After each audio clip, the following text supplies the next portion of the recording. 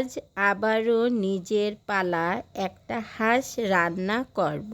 নিজের পালা জিনিসের উপর একটু মায়া লাগে। প্রথমে হাঁসটাকে পরিষ্কার করে কেটে নিয়ে ভালো করে ধুয়ে নেব।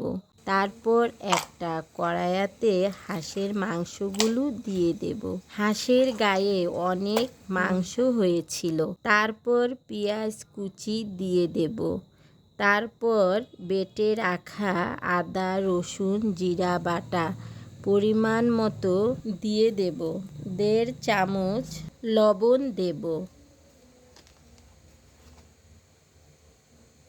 2 চামচ হলুদের গুঁড়া, মরিচের গুঁড়া 2 চামচ দিয়ে দেব। আরও দেব 2টা তেজপাতা, কিছু গরম মশলা, এলাচি দারচিনি দিয়ে পরিমাণ মতো তেল দিয়ে দেব।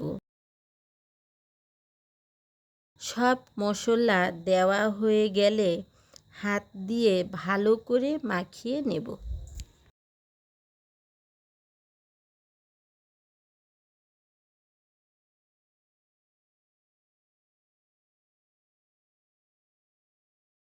তারপর চুলায় বসিয়ে দিলাম।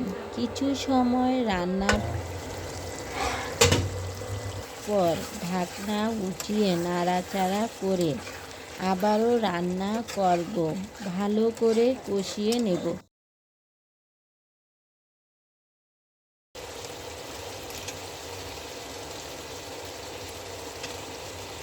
তারপর কিছু রসুন আলু দিয়ে আবারও কষাতে হবে।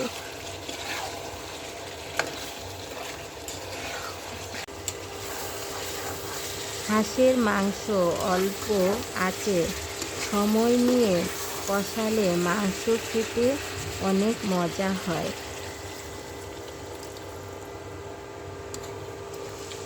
তারপর পরিমাণ মতো পানি দিয়ে দেব।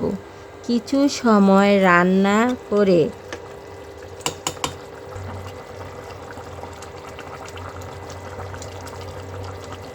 বেটে নিব গরম মশলা, এলাচি দারচিনি বেটে নিয়ে মাংসের সাথে দিয়ে দেব।